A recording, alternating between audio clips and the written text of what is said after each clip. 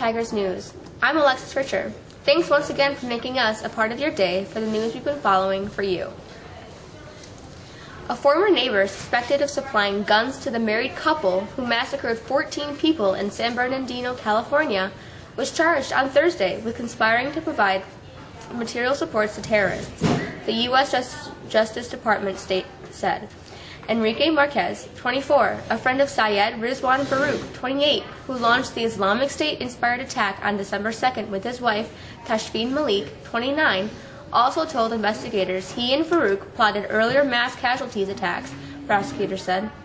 U.S. Attorney Eileen Decker said the two men conspired to commit, quote, vicious assaults on targets including a California community college and a state highway during rush hour.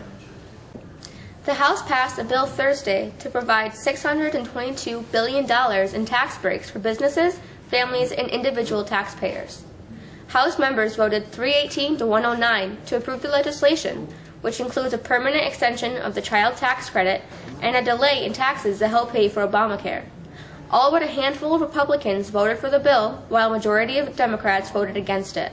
However, more than 70 Democrats joined with Republicans to approve the legislation. Passage of the tax bill was a first step in approving a massive tax and spending deal. The second part of that agreement, a $1.1 trillion spending bill that funds federal agencies through September. The Senate approved the bill early Friday afternoon. State troopers and law enforcement across the state will be taking part in this year's national Drive Sober or Get Pulled Over campaign, which begins Friday and runs through New Year's Day.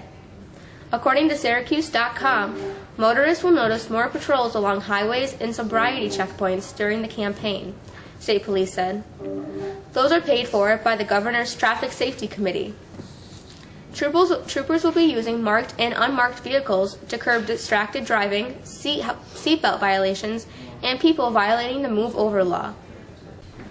Pope Francis has signed off on the miracle needed to make Mother Teresa a saint, giving the tiny nun who cared for the poorest of the poor one of the Catholic Church's highest honors just 2 decades after her death. The Vatican said Friday that Francis approved a decree attributing a miracle to Mother Teresa's intercession during an audience with the head of the Vatican's saint-making office on Thursday, his 79th birthday.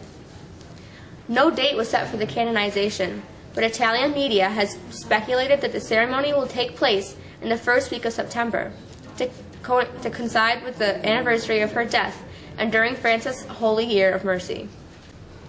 After months of secrecy and anticipation, Star Wars: The Force Awakens is thrilling fans and theater owners alike. The most anticipated film in the galaxy opened globally Thursday, setting international and pre-sale box office records and delighting moviegoers who've had opening night tickets in hand for months. While domestic box office returns won't be available until later Friday, the Walt Disney Corporation said Thursday the film debuted with $14.1 million from its first screenings in 12 international markets. The largest was France, where the film earned $5.2 million. It set a one-day record in Norway and Sweden. More than $100 million in tickets have been pre-sold in North America. The movie ticket service Fandango said it was already sold more tickets for The Force Awakens than any movie over its entire theatrical run. Talk about an early Christmas. A Houston company has given each of its employees a $100,000 bonus this year. Hilcorp Energy announced last week that it is doling out the 6-digit gift to its almost 1,400 workers. The bonus amounts to a total company payout of more than $100 million, Forbes reported.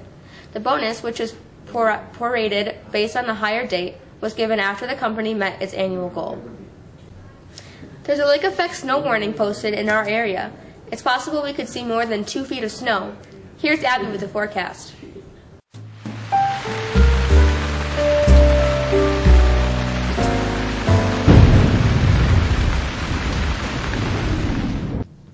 The unusually warm weather we've had for the last month or so is coming to an end, at least for a few days.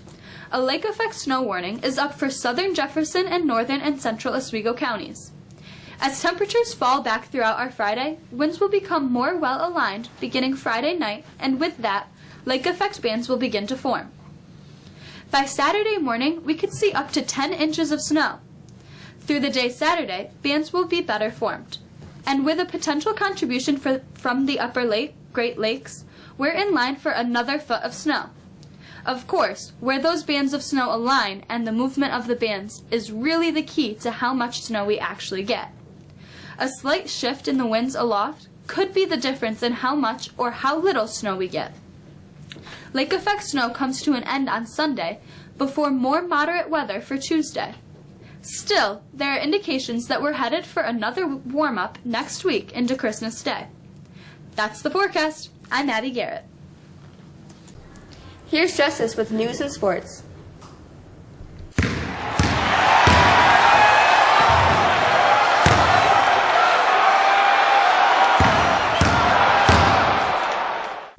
Mexico boys basketball sits atop the league standings with a 2-0 league mark. They'll host Oswego tonight with a tip time around 7. The girls basketball team travels to Oswego with hopes of building off their Tuesday night win with ESM. The wrestling team heads to Indian River for one of the top wrestling tournaments in the state. Unable to stop himself, LeBron James launched his 250-pound body into the air, crashing hard into the lap of a courtside spectator, unable to get out of his way. He had no idea he just plowed over the wife of PGA champion Jason Day. Scrambling for a loose ball, the Cavaliers star flattened Ellie Day, sending her to the hospital during the fourth quarter of the Cleveland's 104-100 win over Oklahoma City Thunder on Thursday night.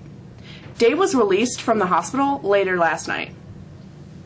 The New York Giants will hope to keep their slim playoff hopes alive this weekend.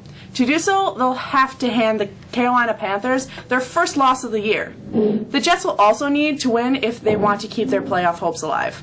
They host the Cowboys on Saturday night. The SU basketball team is home on Saturday to take on Cornell with a noon tip time. Cornell comes in with a 5-4 record while SU is 7-3. That's it for sports. I'm Justice Dan. That's it for us today. Look for us again Tuesday afternoon. For the staff of Eye on the Tigers, we thank you for joining us. Have a great weekend.